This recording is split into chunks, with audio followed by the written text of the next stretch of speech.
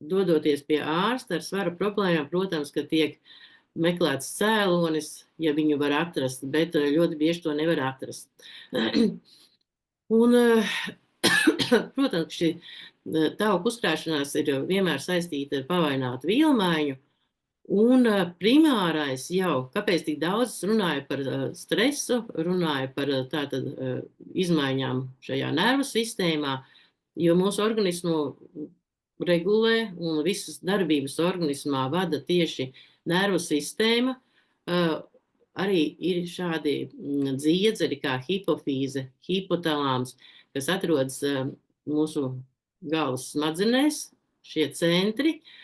kuri ir tātad saista mūs gan ar ārpasauli, gan saista ar to, kas notiek mūsu organismā iekšā, un viņi